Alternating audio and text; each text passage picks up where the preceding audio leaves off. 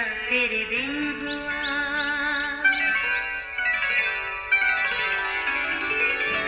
नया फिर दिन हुआ, पुरानी रात का करे सो शुक्र हम खुदा की जात का, खुदा की जात का, नया फिर दिन हुआ।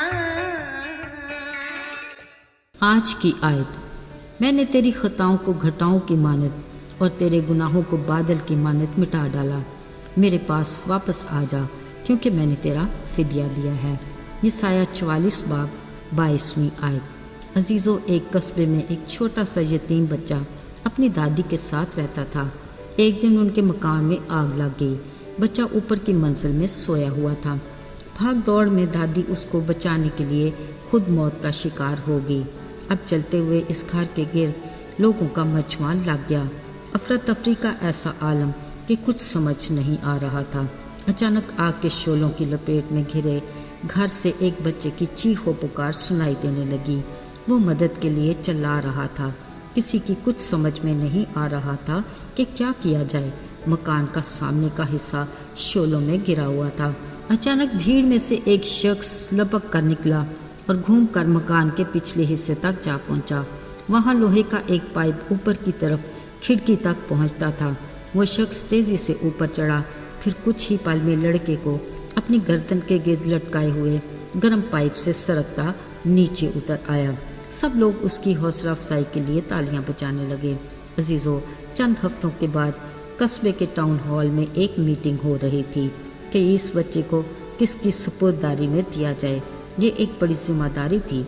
मौका दिया गया कि हर शख्स जो ये जिम्मेदारी लेना चाहता है इजहार ख्याल करे ताकि दुरुस्त फैसला हो सके। एक शख्स ने कहा, मेरा एक फार्म है, मेरा ख्याल है ये बच्चा खुली फ़ज़ाओं में ज़िंदगी गुजारना पसंद करेगा। दूसरे शख्स ने कहा, मैं उस्ताद हूँ, मेरा ख्याल है मैं उसे ज़्यादा सहूलत दे सकता हूँ ताकि ये आला तालीम हासिल कर सके।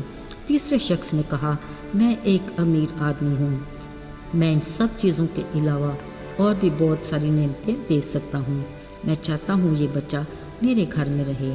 चेयरमैन साहब ने सबकी बातें सुनी और कहा, अगर कोई और भी कुछ कहना चाहता है तो कह सकता है। इतने में एक अजनबी शख्स हॉल में दाखिल हुआ। उसके चेहरे पर मुस्कुराहट थी। वो सामने आकर उस बच्चे के पास आकर खड़ा हो गया। हर कोई गौर से उसे देख रहा था। कुछ देर के बाद उसने कुछ कहने के लिए अपने हाथ जेबों से निकाले। अचानक उस लड़के ने इस आदमी के हाथों पर जख्मों के गहरे निशान देख लिए। उसने चीख मारी और लपट कर उस आदमी को पकड़ लिया। असल में उसने उसे पहचान लिया कि यही वो शख्स था जिसने उस लड़के की जान बचाई थी। ये मंजर हर एक के लिए बड़ा हैरान कुन था। ये देखते देखते बारी बारी वो सब लोग हॉल में से रुखसत हो गए। अब सिर्फ वो लड़का और उसकी जान बचाने वाला वो शख्स पीछे रह गए, क्योंकि उसके ज़ख्मी हाथों ने वो सब कुछ कह दिया जो अल्फाज नहीं कह पा रहे थे।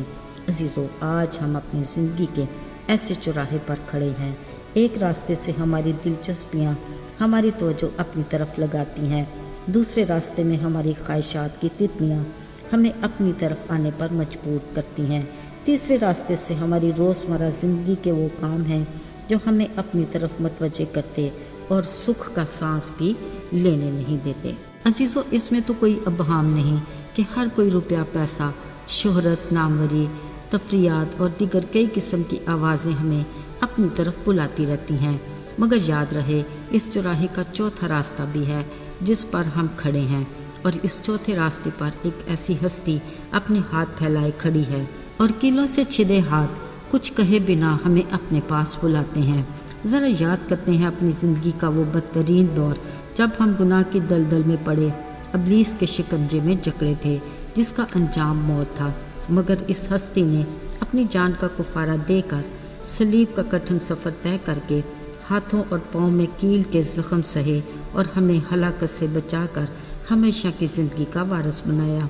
उसके हाथों के निशान हमें उसकी मोहब्बत की अनकही कहानी बताते हैं कि तुम पर मेरा हक है, मेरे पास वापस आ जा, क्योंकि मैंने तेरा फिदिया दिया है।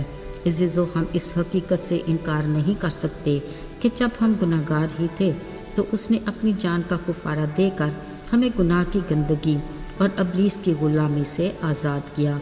वो आज भी कहता है, जान मैंने अपनी दी, खून दिया बेश बहा, तू पाए ज़िंदगी और मौत से हो रहा। ये जान यूँ दी मैंने, क्या देता तू मुझे। अज़ीज़ों, आइए एक पल के लिए सोचते हैं, क्या हमारे पास उसके सवाल का जवाब है या अभी तक हम सोच में पड़े हैं। याद रहे, वो हर लम्हे हमारी वापसी का इंतज़ार करता और राह देखता है। वो हमें हर वक्त कबूल करने के लिए तैयार है। हमें फ़क्त इस बात का इकरार करना है कि आए बाप, मैं तेरा गुनाहगार हूँ, मुझे मुआफ़ कर। यकीन कीजिए, वो हमें मुआफ़ करके हमें फ़र्ज़ंद बना लेता है। ज़रा सोचिए, क्या इससे कोई और बड़ा एजाज़ हो सकता है? नहीं ना। याद रहे, एक फ़र्ज़ंद अपने बाप का शरीक होता है। जब उसने हमें अपने फ़र्ज़ंद बनाया तो हमें हमेशा की ज़िंदगी का वारिस भी बनाया। शुक्र हो उस खुदा का जो हमारी फ़िक्र करता और ख्याल रखता है। मुबारक है वो जिसका भरोसा और तवक्ल खुदा पर है। आइए दुआ करें। ऐ कादर मुतलक आसमानी बाप, हम तुझे मुबारक कहते हैं कि फ़कत तू ही हमद व सना के लायक है। तू ज़िंदा है जो हमारी दुआएं सुनता है, बाइख्तियार है जो हमारी हर ज़रूरत को पूरा करता है। हमें फ़कत अपना मोहताज बना। हम हमेशा तेरे रहम और तेरे बड़े फ़ज़ल के तलबगार हैं। यसू के फ़तहमंद और जलाली नाम में मांगते हैं, आमीन।